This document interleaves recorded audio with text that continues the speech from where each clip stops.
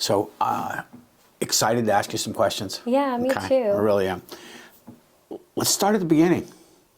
What Yeah. drew you into real estate to begin with? So I worked in automotive service for about 13 years, and Okay. my job there was to educate people on what was wrong with their cars and how much it was going to be and how long it was going to take. And nobody's really excited to hear that their car's broken or No. I mean, I did a really good job of making people happy to see me and like trust me as like their expert. Okay. And I just thought, like, wouldn't working with people with their next biggest investment be just as more exciting or like that next level? I felt like I kind of hit that glass ceiling where Okay. I was at, that I wanted to try doing real estate. So I wanted to do real estate for a couple of years, and I ended up getting laid off because of COVID. I was going to ask you what prompted that. Okay, that makes So sense. when I got laid off because of COVID, that's when I like really hit me that as hard as I worked in the industry that I was still disposable. And I didn't want to put myself in that position where I would work so hard for a company again and use all my skills and my expert and my knowledge and my determination to always come from learning and always want to be the best that I could be. And so I decided that becoming self-employed and working in real estate was a better choice for me and my family. Okay. And so what I'm hearing from that is you've always had a passion for helping people and trying to get them through, guide them through things. Yeah, absolutely. I mean, I don't ever look at what I do as I'm selling somebody something. I mean, Okay. if I'm selling anybody anything, I'm selling them me, right? Gotcha. I'm selling them trusting me and being comfortable with me, and that's what I'm selling. I'm not selling them a house. I'm helping them make the best educated decision on what they're going to do with their life. Okay. I like that. And I know you pretty well, so I'm going to argue with you on that a little bit. I don't think you sell yourself at all. I think you demonstrate your value. Okay. I really Well, do. I feel like that's the only thing that I am selling. I don't Yeah. really feel like I'm selling houses. No. Just like I never felt like I was selling brakes. Gotcha. You know, Okay. you either needed it or you didn't. You saw the need for it. You saw the value in it. And just making sure that people are able to make those decisions for themselves and feeling confident, though. Like, I want people to, at the end of the day, feel confident in the decision that they're making Okay. and feel like they understood what was happening throughout the process. Okay. Because, like, I've taught classes to people who have bought homes before, and when they got done my class, they realized there were so many things in the process that they'd been through before that they didn't even know were happening. Okay. And that just, to me, was kind of scary. Gotcha. You bought a house, but you didn't know how you got there. Right? I like that. So if I can kind of dive into that a little bit. So you said you've taught classes. Tell me what kind of classes and what did that look like? So I've taught full home buyer seminars that breaks down the whole, like, from start to finish. Okay. Which is a very long class because I could talk forever on the home buying process. There's a lot that goes into it, so I can understand why. And I always tell people, like, I'm going to tell you all of these things, and throughout the process, if you're working with me, you're probably not going to remember all these things. So, like, Fair. I'm going to tell them to you again, and I'm going to explain it to you while we're going through it. And if you have questions or if you don't remember anything, like, ask. I'd rather somebody ask Okay. than not, because I don't know what they don't know. Gotcha.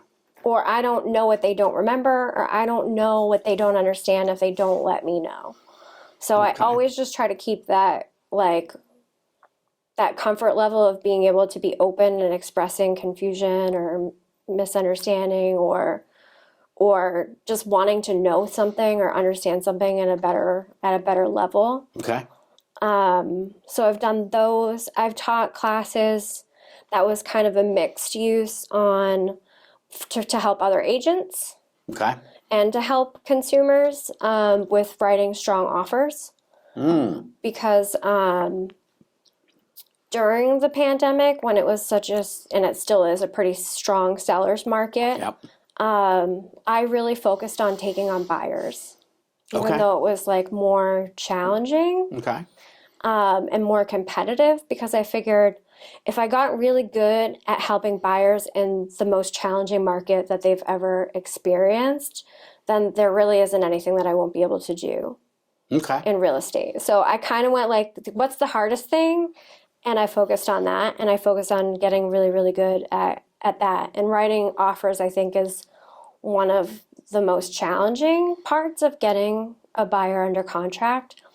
So like right now, my average for getting a buyer under contract is 1.78 offers to Wow. under contract. That's pretty low. Yeah. So Good for you. I think the most offers I've ever written for a buyer was 7. Okay.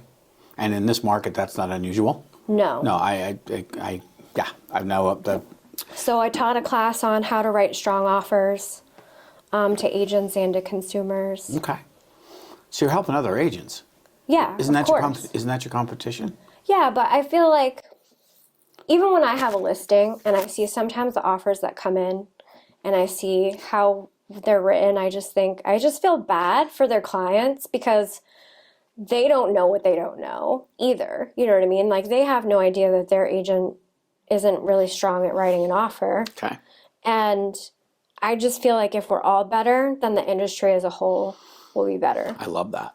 So that what I'm hearing there is you really have a passion for coming from contribution. yeah, absolutely. I want people, no matter who they work with, to have a great experience.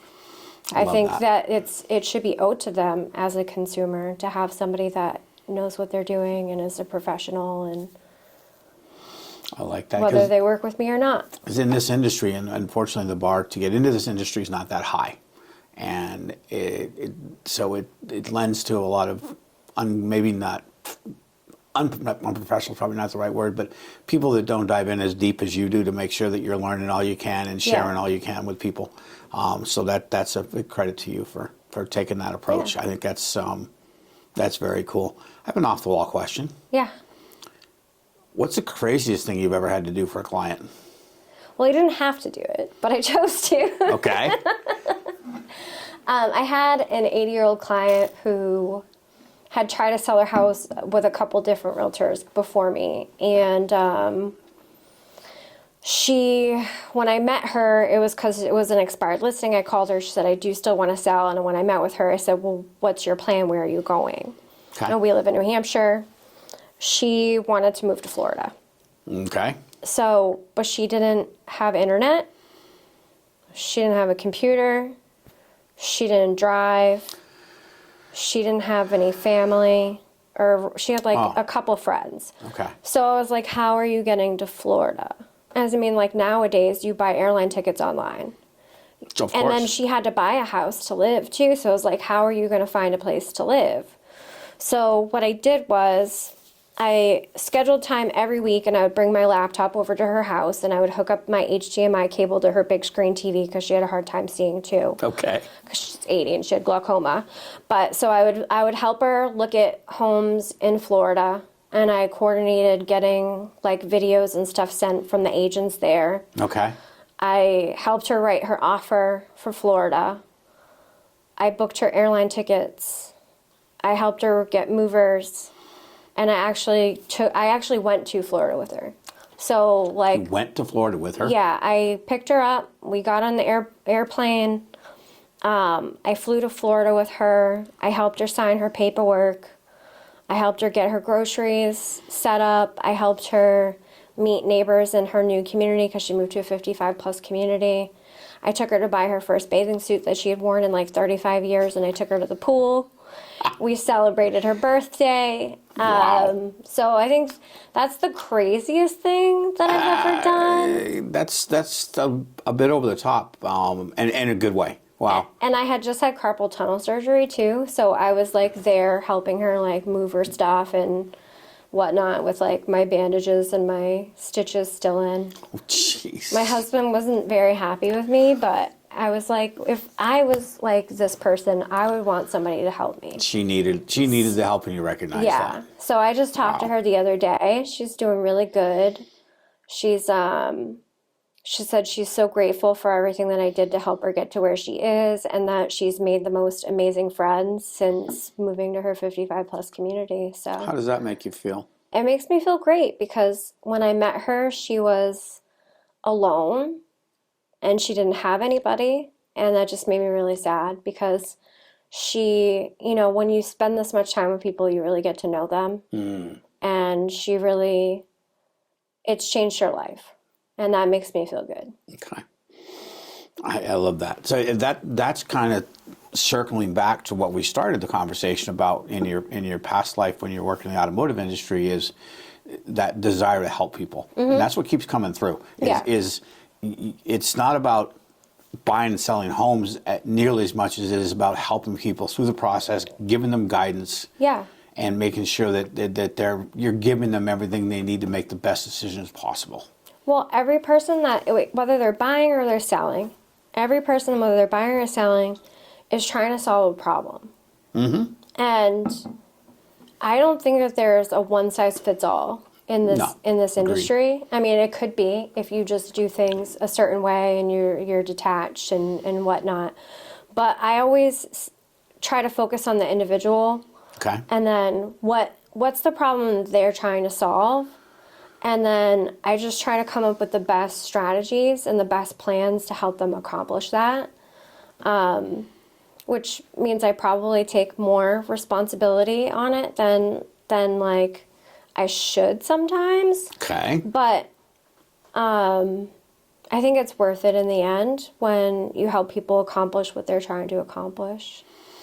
Okay. And I think that kind of leads into the saying that people don't really, I think they remember how you made them feel. I don't remember what you said, but they remember how you made them feel. Yeah. And that seems like that's very important to you. Yeah, it is. I always wanted to do something where I was going to help people. I went to college for criminal justice. Oh, no kidding. I was like really good student. I did it online while I worked 2 jobs and had 3 kids at the same time. Okay. So I always have like been not what somebody said, you're not an overachiever, you're a high achiever. Okay. So I've always been that way, but there wasn't a lot of opportunities as a single mom in the criminal justice field, Okay. which was how I ended up in automotive. And then the Gotcha. automotive really inspired me to get into doing real estate. Okay. And it's interesting how the path you take is not always clear, but you're working hard towards it, and things just become kind of self-evident as to what your next steps are. Yeah, I never would have imagined that this is what I would have been doing probably 10 years ago. Okay. I love that. The market has been in New Hampshire and in a lot of the country very difficult because it's been, as you said earlier, a really strong seller-based market. What kind of things do you do with your clients that help them navigate that market that maybe sets you apart from other agents? So I think the fact that I don't have a huge client pool going at one time helps me really hyper focus on the clients that I do have. And I do find that once I have a client that I've gotten under contract or I've gotten them secured, then I'm able to fill that spot with the next client. So I think keeping my client base manageable and knowing what my limits are as far as keeping my client base manageable. I don't really send my clients to open houses without me unless that's the only way for it to happen. And usually what I do is if they are going to go to the open house but they're going at a time that I can't go, I'll still go to the open house or I'll go to one of the open houses. Okay, and why do you do that? Because one, I get to meet the listing agent most of the times and I get to build a rapport with them. It helps put a face to the name of the offer that I'm submitting. It helps them know that I'm a professional and that I'll be a delightful agent to work with on the transaction. Okay. But also, especially with certain financing types, I find it's very hard to advise people on what to offer or how to offer strategically without seeing the property.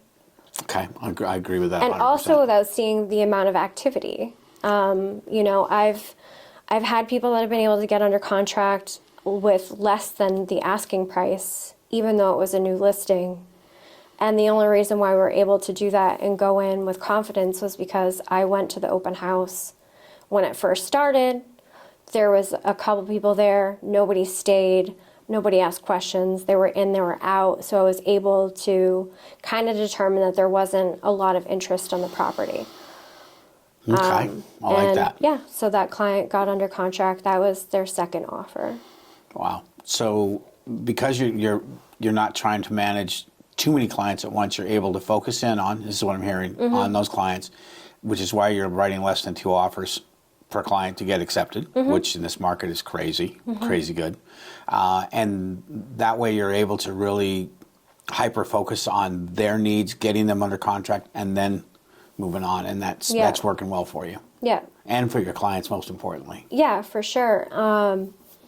I strategize a lot of these offers too ahead of time so that there isn't a need to have to renegotiate things down the road. Got it. You know, like for example, we had one where the whole exterior of the house was covered in peeling paint. They were FHA. So we knew going in that the house paint was going to be a problem. Okay. But the property had sat on the market.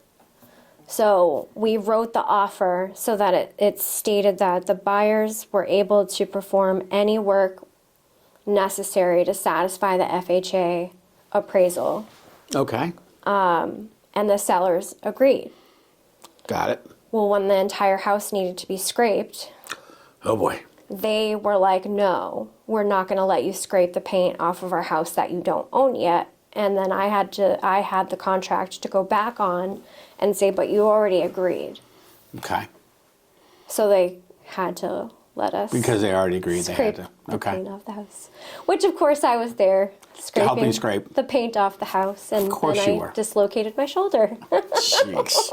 Okay. But again, that's But just they got their house. this is another example, I think, of really being in the trenches with your clients and understanding what they're going through, how they're feeling, and doing whatever you can to help. Because buying a home is one of the 5 most stressful experiences people will do in their lives. Yeah. And it's a huge investment. And to have somebody that is there side by side with you must be really gratifying for your clients. I think that selling a home is more stressful than buying a home. Think so? Maybe that's just the luck of the draw that I've had with clients, but I feel like most of my clients, the ones that are the most stressed out about the situation, are the sellers. Okay. But maybe I just do a good job of making my buyers feel comfortable. I don't know. Interesting. Okay. I love this. So we talked about some of the crazy things you do going to Florida, doing all that for that woman who's going to love you forever. Yeah. What's the most embarrassing thing you've ever done? Where you look back and go, oh my God. So I think every agent will at some point in their career have something like this happen to them. But I was showing a rental and I went into the wrong apartment. Like I put the key in the door and it turned. Okay. And then I opened the door and this little dog's head like popped out of the thing. And I go, there's nothing in here about pets. Okay. Which I remembered. So I was like, that's weird. So then I'm looking at the pictures and I'm like, oh, that's not the same stove. And I yelled like, hello, hello, hello. Okay. And nobody came out. And I was like, I shut the door. And then I was like, is this the wrong place?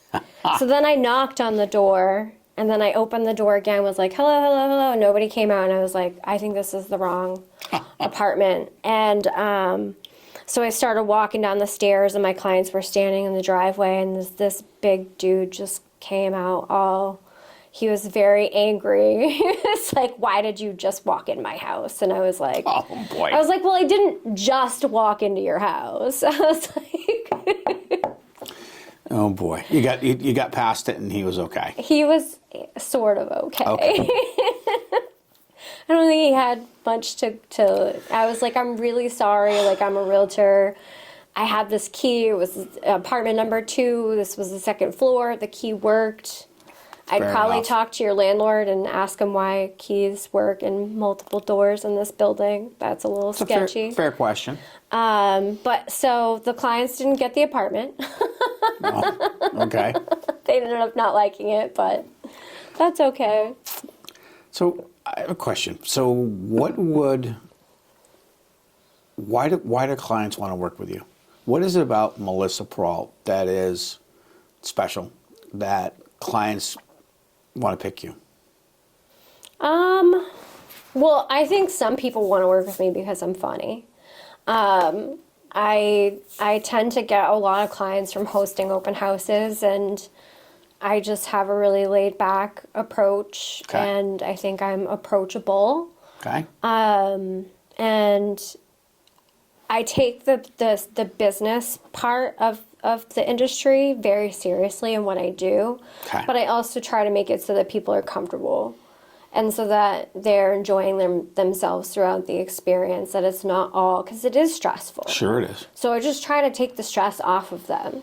Gotcha. And, I find that being the person who's not stressed helps them not be stressed. So like that whole like being the calmest person in the room. Yep. I just know how to stay calm under very stressful circumstances and help people just get some clarity. Love that. So I think that's why. And I'm a really good strategist. I'm very hyper focused on the details, and Okay. that helps people succeed. Love that. So you're always, again, I think we mentioned this earlier, but you genuinely have empathy and care for people. Yeah. You're really good at strategizing and being able to come up with ways to write professional offers that get accepted more often than not. And you said you're funny. Tell me more about that. I've heard a rumor that you may or may not do some stand-up comedy. Is that true? Yeah, so I do stand-up comedy when I'm not doing karaoke bars. Okay. But I love to sing and I love to do stand-up comedy. I started doing stand-up comedy a couple of years ago. Okay. It was kind of on accident. I went to an open mic comedy thing in my town, and one of the guys tried heckling me. I don't know why, but comedians just love trying to heckle me, but it never really works in their favor. Like, I don't know if it's just the ones that heckle me aren't that funny. But my husband was like, well, if you think that you could do so better, then go up and do it. And Fair so I enough. did. And so I started with going like once a week to just open mic comedy. And I would always just kind of wing it. I'd never have notes or a script, or Okay. I would just get up there and talk about real estate or my amazing parenting skills. Of course. You have to be careful though, because like you can't, it's tough to do comedy because you want to be funny, but you have to be respectful. Absolutely. And a lot of comedians, Can I cross that line? they cross that line. And, you can be funny without being inappropriate or being offensive to other people. So that's why I usually just make fun of myself. Okay. I love that. Nobody can be offended for me by me. So we've covered a lot of ground. What is it that you want people to know about you, and what is the best way for people to find you? What do I want people to know about me? And what is the best way to find me? I mean, I just think that I would like people to know that if they work with me, that I'm gonna take good care of them, and that they're not just a dollar sign, that Okay. they're not a transaction, that if they don't talk to me after we close, I'll be very sad. So you like building long-term relationships. I plan on I collect people. Okay. That's what I say. I'm a people collector. So I think in some sense, doing real estate has created so many friendships that I never would have had if I wasn't in real estate. Love So I guess I would want people to know that I am still going to call you afterwards. Like, So I'm just still going to because want to you get closed, lunch. just because you've closed doesn't mean that you're not there to help. Yeah, and like some people may not understand that, or they may not get that, but I think that's one of the things I'd like people to know is that, like, if they work with me, they don't have to. I can't force them to be my friend, but No. like, I would like to be their realtor for life, and that I would like to help their own friends and family. I think it's important when you're the person that people know they can count on. Okay. And like, even for me, people come to me for things that aren't even about real estate all the time because Okay. they know that I'm always out here building relationships and networking and finding the right people for my people. So, you know, if my client needs to hand my seller, their roof was leaking. Yep. It started leaking at the home and at the open house. And my handyman was there. 2 days ago, I was there with my handyman. He fixed the roof leak. He fixed the damaged ceiling. It only cost them like $150. They were delighted. Wow. So, like, I like to be the person that people can count on and be able to go to, even if it's not about real estate, because then I'm helping other people I know and small businesses support their businesses. And also, people getting good quality service is important to me, no matter what they're getting. Okay. So yeah, I mean, if somebody needs a mechanic, if somebody needs a handyman, if somebody needs a hairdresser, if somebody, where's the best restaurant to go to? Like, I just like to be that person that's a resource. It sounds like you want to be the one-stop resource for your clients. Yeah. So if they've got questions about anything that they need help with, you're going to be there to help them and to help them find the right people. But I'd like my clients to also know that they can be that resource for their people by recommending me. That if they say, if they hear somebody that says, I need a realtor, that they can proudly say, I have the girl for you, and that their recommendation will mean something. Okay. If that makes sense. That makes a lot of sense. And I think that's how really good long-term businesses are built, Yeah. is on relationships. Yeah. I think that. so. Is there anything we didn't cover today you want to make sure you get out on the table? Covered a lot of stuff. I know we did cover a lot of stuff. That time just like flew. I mean, I guess the best places to find me is on social media or Okay. on my Google profile. Okay. Or at the open What's your mic favorite comedy. social? What's your favorite social platform? Are you a Instagrammer, Facebooker? I definitely prefer Facebook. Okay. I'm trying to do more on TikTok. There's so much pressure on TikTok to be like just unique and different and funny and knowledgeable. Like I just feel like there's so much pressure to come up with like creative stuff on TikTok, and Okay. I don't know why I struggle with that. Okay. So they can find you Instagram, Facebook, maybe a little bit of TikTok. A little bit of TikTok. Okay. And Mostly me singing in my car, but you know. And is there a specific region that you really kind of specialize in terms of service? So I cover a pretty broad area just because in Laconia where I live, getting around the lake is like 45 minutes. Exactly. By itself. So I cover the Lakes region. Okay. I cover central New Hampshire, and I cover the mountains. Okay. So Love pretty that. broad. Yep. And lots of different real estate up there. A lot of opportunities. Yeah. Vacation homes and. But it's very different because like I feel like when you're in southern New Hampshire, it's a lot more congested. Correct. So there's a lot more people and there's a lot more properties. Whereas where I live, properties are a little bit more spread out. So I feel like to cover a good client base, you have to be broad. Okay. I love that. Well, Melissa, it's been a pleasure. Yeah, thank you. And I think that you made some great points, and people get a better understanding of who you are as a person, and Yeah. not just a business owner, and to be lucky to find you. Thanks. I appreciate your it. time. I Thank you. appreciate you interviewing me. Anytime.